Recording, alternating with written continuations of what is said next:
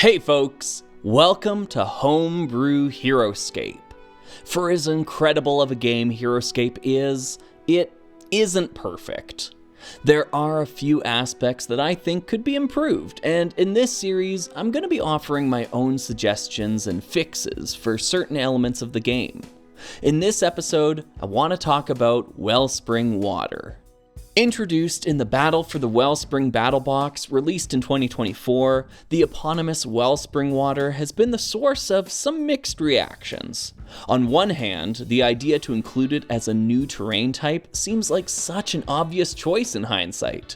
Serving as the source of power for the Valkyrie generals who waged the battle of all time, it's kind of remarkable it took 20 years to see this element physically manifest as a terrain tile. On the other hand, I think the execution leaves a bit to be desired, both in aesthetics and in gameplay. Straight out of the box, the tiles are perfectly serviceable. However, I think the shimmer effect is far less pronounced than some were expecting. At first, I had no issue with it. That is, until I saw this.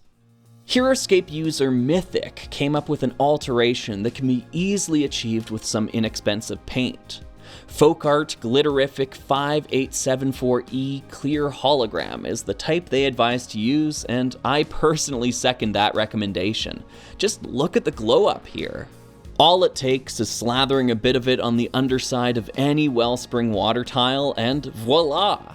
Simple, effective, and inexpensive. The three sisters of DIY solutions. With the aesthetics taken care of, let's look at the aspect of Wellspring Water I find more bothersome: the rules. Out of the box, here's what we're working with. Diluted sources of Wellspring Water exist throughout Valhalla. At the beginning of a round, you may roll the 20-sided die for each hero you control on a Wellspring Water tile. If the result is a 12 or higher, that hero may remove 1 wound from its army card. If the result is a 1 or 2, that hero becomes confused by visions and suffers 2 wounds. Wellspring Water is a type of water and follows all normal water rules in addition to the rules described above. So, I don't like this for a number of reasons. While on the surface it passes as thematic and functional, let's compare it to its similar compatriots. Shadow tiles grant +1 defense to small, medium, and large figures. Slippery ice tiles are counted as 2 spaces for the purposes of movement.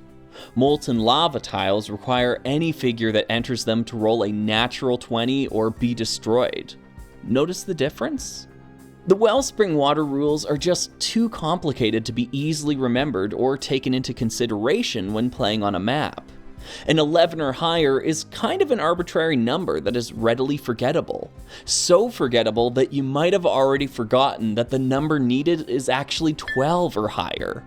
Even the only other tile that requires a D20 to get involved keeps it ultra simple. You are walking into lava.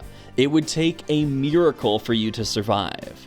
With Wellspring Water, it's a little too fiddly for my liking. In addition, it's simply ineffectual.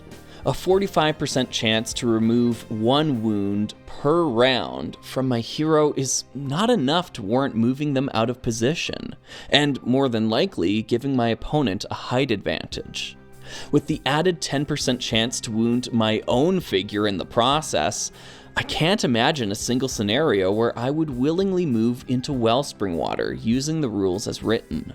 The cherry on top of all of this is that the rules for Wellspring Water break established precedent as well. Lava field tiles from the Volcaran Wasteland expansion set don't harm you when you move onto them.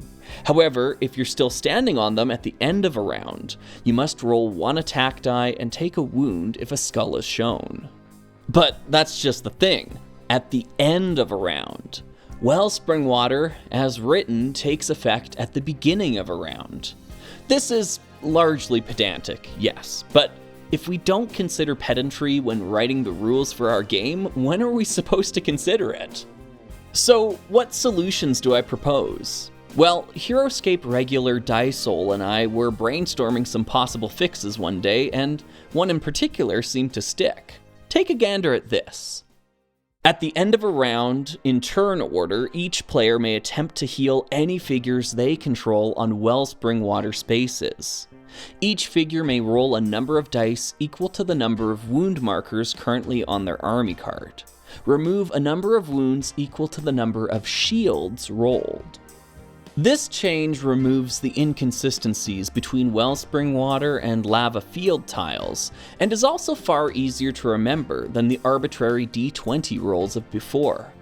Additionally, it feels more Heroscape to me, for mechanics to utilize the unique dice in the game, rather than always relying on a generic D20 roll.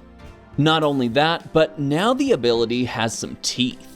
The stock rules of removing a single wound 45% of the time just weren't moving the needle for me. With these new homebrew rules, a wounded Alistair has a good chance of removing at least a couple of them. Discarding the potential penalty was a must for me in order to make the tiles more enticing. You're already giving up good positioning and most likely an attack in order to attempt to heal.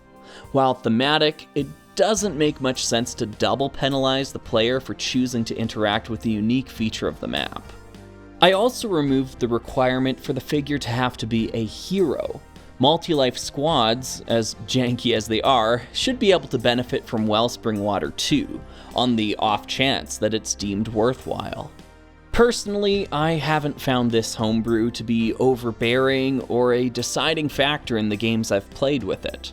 I have, however, actually used it, which is more than I can say ever happened with the stock Wellspring Water rules.